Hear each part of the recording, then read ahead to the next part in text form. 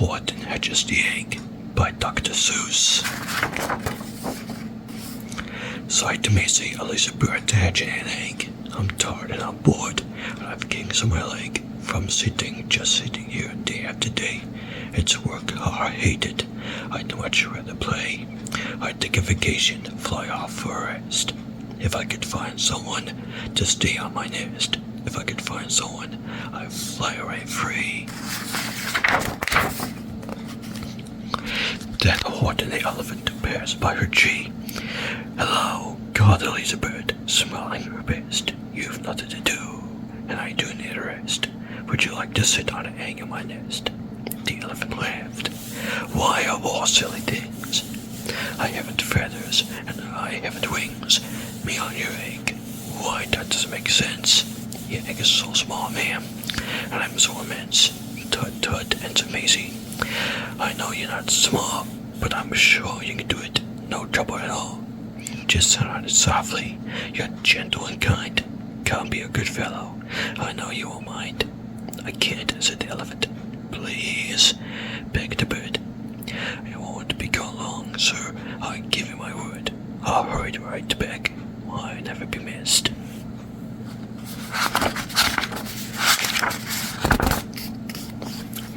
Very well, said the elephant. Since you insist, you want a vacation, go fly off and take it. I'll sit on your egg, and I'll try not to break it. I'll stay and be faithful. I mean what I say. Toodaloo, sang out Maisie, and fluttered away.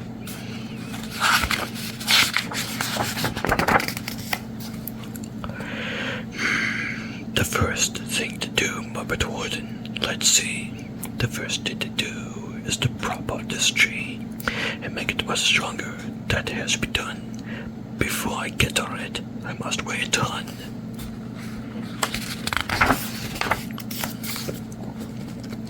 Then carefully, tenderly, gently he crept up the trunk to the nest where the little egg slept. Then Horton the elephant smiled. Now that's that. And he said, and he said, and he said, and he said.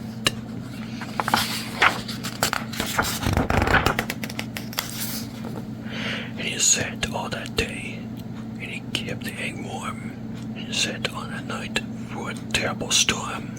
It poured and it lightninged, it thundered and rumbled. This isn't much fun. The poor elephant grumbled. I wish he'd come back, 'cause I'm cold and I'm wet. I hope that amazing bird doesn't forget.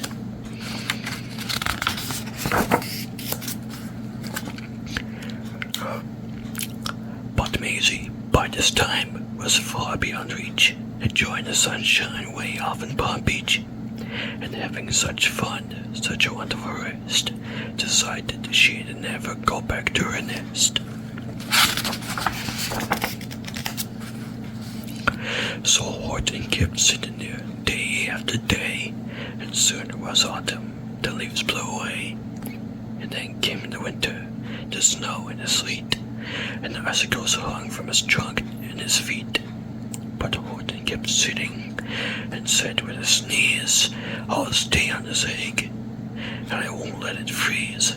I meant what I said, and I said what I meant, an elephant is faithful 100%.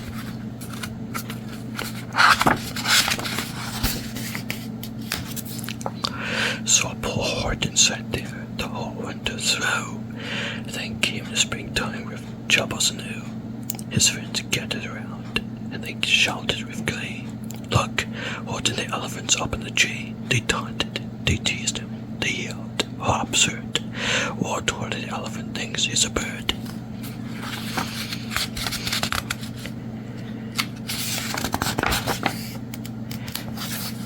They laughed and they laughed.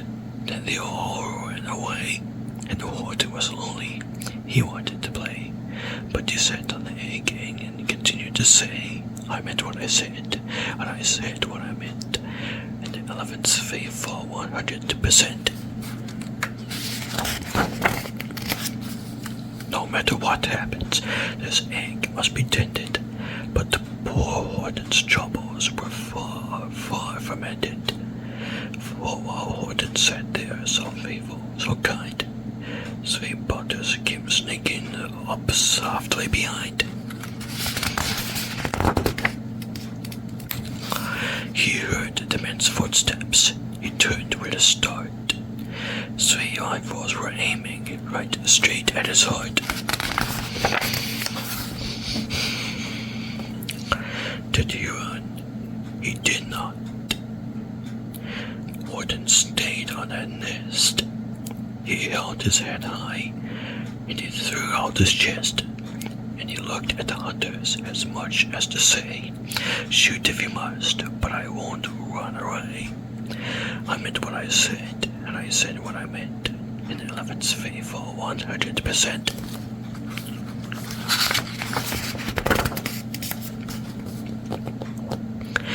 But the man didn't shoot. Much to Horton's surprise, they dropped their three guns, and they started with wide eyes. "Look," they all shouted. "Can such a thing be? An elephant sitting on top of a tree.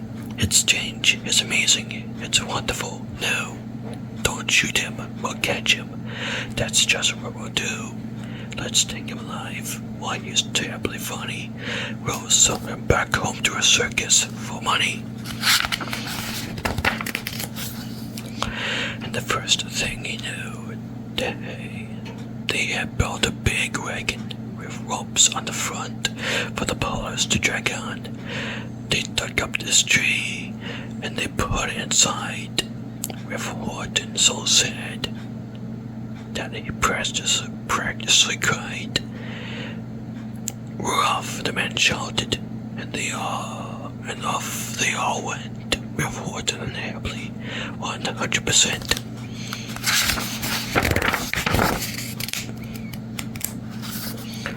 Up out of the jungle, up into the sky, up over the mountains, 10,000 feet high, then down the mountains, and down to the sea, with the cut with the elephant, egg, nest, and tree.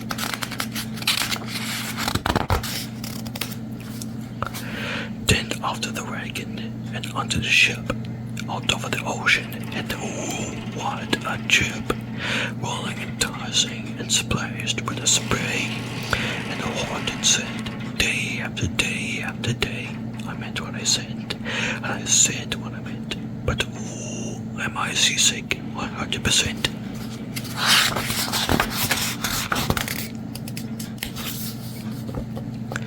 After bombing around for 2 weeks like a cook, they landed at last in the town of New York.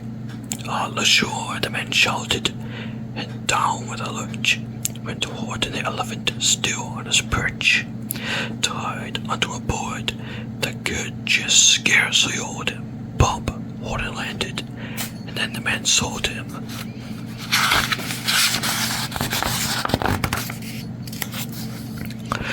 Sold to a circus, then week after week, they showed him to people at 10 cents a week. They took him to Boston, to Kalamazoo, to Chicago, Weehawken and Washington too, to Dayton, Ohio, St. Paul, Minnesota, to Wichita, Kansas, to Drake, North Dakota, and everywhere thousands of folks flocked to see and laugh at the elephant up in the tree. Poor Horton grew sadder the farther he went, but his sad as it sat in the hot noisy tent. I meant what I said, and I said what I meant. An elephant's favor 100%.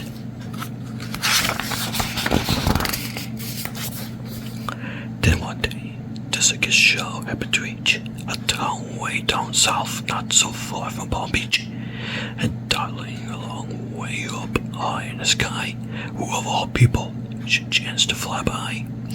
But that old good-for-nothing bird, Runaway Maisie, still on vacation, and still just as lazy, and spying the flags and the tents just below. She sang out, "What fun! Well, I'll go to the show."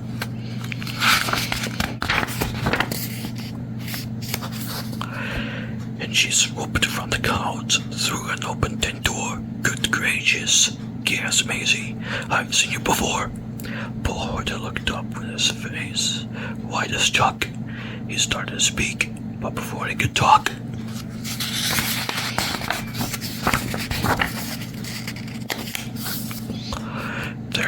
out the noisiest ear-splitting squeaks from the egg that he sat on for 51 weeks.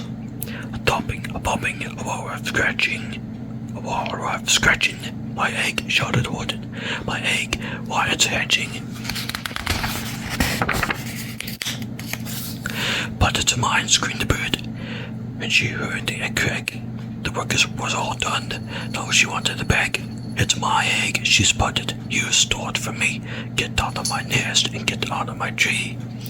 Poor Horton backed down with a sad, heavy heart.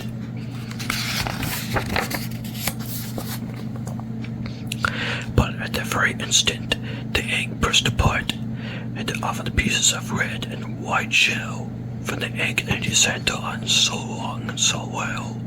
Horton the elephant saw something was. It had ears and a tail and a trunk just like his.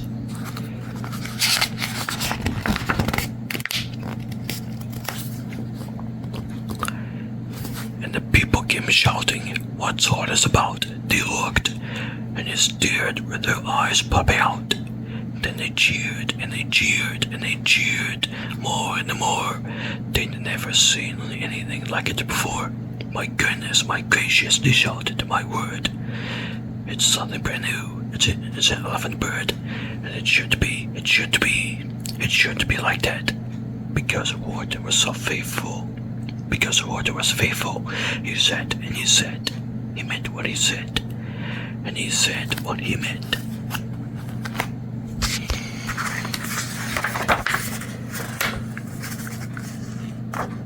And they said in Rome happy 100%.